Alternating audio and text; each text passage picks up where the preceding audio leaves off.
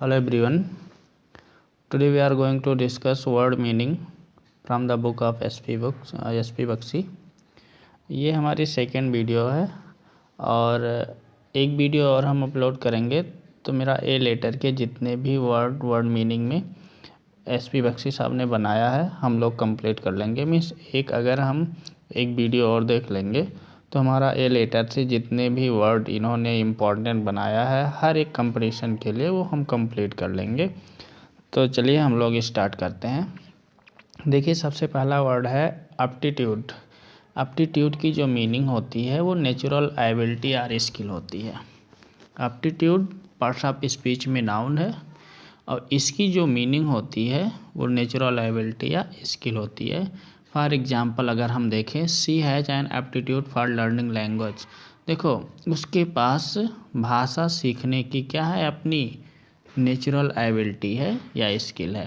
तो ये हमारी एप्टीट्यूड हो गया। ठीक है, अगर हम दूसरे नेक्स्ट वर्ड को देखें, ये हमारा नेक्स्ट वर्ड है एलिमनी। एलिमनी मतलब होता है, देखो अगर किसी का तलाक होता है तो तलाक किससे, कानून से होता है। ठीक है, एक लॉ से होता है। तो कानून के बाद जो पहला वाला पति या पत्नी होती है उसको जो धन दिया जाता है, गुजारा भत्ता दिया जाता है, उसे एलिमनी बोलते हैं। क्या बोलते हैं? एलिमनी बोलते हैं। ठीक है, ये बात समझ में आ गई। नेक्स्ट वर्ड हम अगर देखें तो नेक्स्ट वर्ड हमारा है अटोन।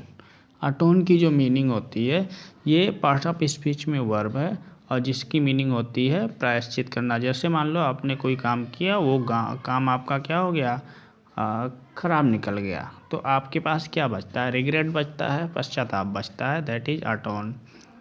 ठीक है, अटोन फॉर योर क्राइम्स। आपने कोई गलती कर दिया, अपराध कर दिया, उसके लिए क्या आपके पास अटोन। ये आपके होमवर्क बीच बीच में मैं देता रहा हूँ। तो जैसे अटोन की अगर आपको सिमिलर मीनिंग देखना है तो ये में से दोनों में से कोई एक है, यू शुड फाइंड आउट। अम्बिगुअस अगर हम देखें, अम्बिगुअस की जो मीनिंग होती है having more than one possible meaning, जिसके कई अर्थ होते हैं, अनेकार्थता होती है, जिसके एक से अधिक अर्थ निकाले जा सकें, वो हमारा अम्बिगुअस होता है। फॉर एग्जांपल अगर हम देखें, one must avoid the use of ambiguous language while writing on social problem. देखो हमें कभी ऐसी चीज़ नहीं बोलनी चाहिए जिसकी कई मीनिंग हो। ठीक है, तो आदमी फंस जाता है इस प्रॉब्लम में, भाई इसकी मीनिंग हो क्या सकती है। तो अम्बिगुअस को हम डाउटफुल मीनिंग भी कहते हैं। अम्बिगुअस को और क्या कह सकते हैं? Doubtful meaning. डाउटफुल मीनिंग क्या कहेंगे? Doubtful meaning. ठीक है, नेक्स्ट वर्ड अगर हम अम्बिगुअस के आगे चलते हैं तो ये है हमारा ऑब्जर्वर। ऑब्जर्वर की जो मीनिंग होती है पार्ट्स ऑफ स्पीच में, ये है वर्ब। ऑब्जर्वर वर्ब है और इसकी मीनिंग होती है to promise publicly or formally, यानी पब्लिकली या फॉर्मली किसी चीज़ की प्रॉमिस करना। वो क्या है? That you will give up or not accept a belief or way of. यानी ऑब्जर्वर की जो, अगर हम पहले इसकी दो मीनिंग है, ध्यान देना। ऑब्जर्वर की जो मीनिंग है, ध्यान देना, ऑब्जर्वर की फर्स्ट मीनिंग हमारा है गिव अप, किसी चीज़ को क्या कर देना? त्याग देना, छोड़ देना।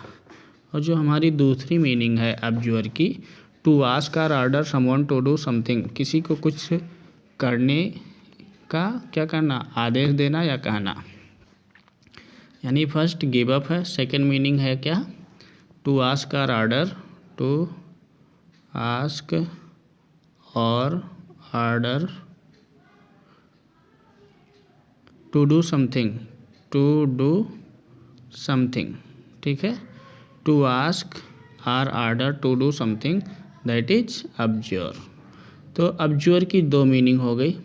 एक हमारी हो गई क्या? एक हमारी मीनिंग हो गई गिव अप। दूसरा हो गया किसी से हम कुछ कहते हैं या आदेश देते हैं कुछ करने के लिए।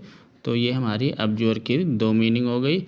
फर्स्ट हमारी गिव अप, सेकेंड हमारी हो गई टू आस्क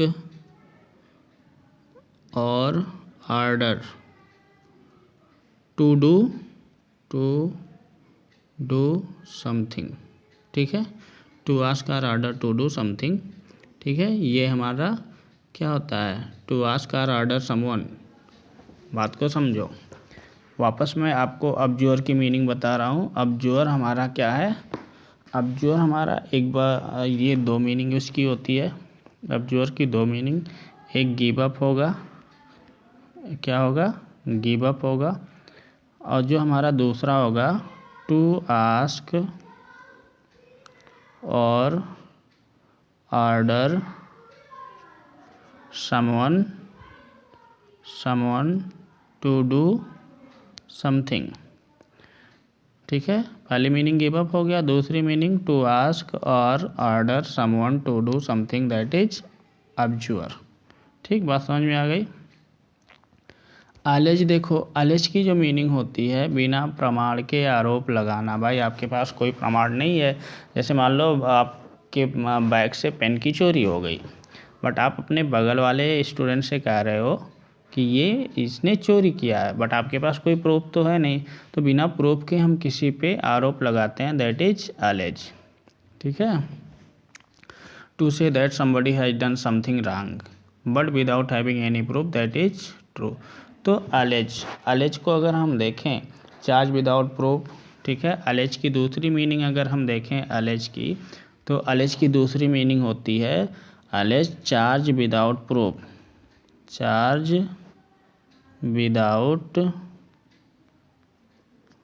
प्रूफ, बिना प्रमाण के आरोप लगाना, ये हमारा अलेज होता है, चार्ज विदाउट प्रूफ। ठीक है, जैसे woman allege that Ranjit had attacked her with a knife. आपके पास कोई प्रूफ नहीं है, बट आपने कहा कि रंजीत ने उस पर अटैक किया था चाकू से। एक्मी, नेक्स्ट है एक्मी। एक्मी की जो मीनिंग होती है, एक्मी अगर हम देखें तो ये हमारा होता है क्या?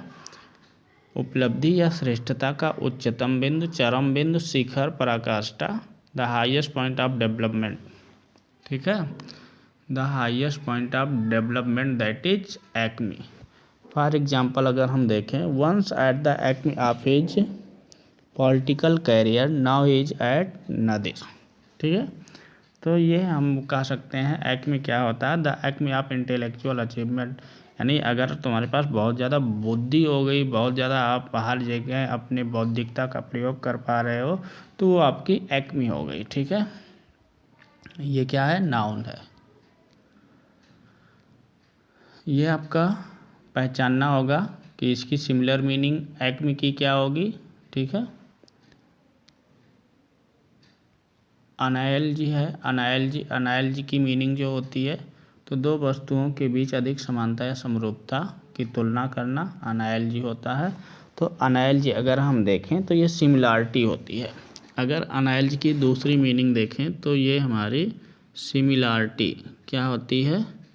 सिमिलरिटी।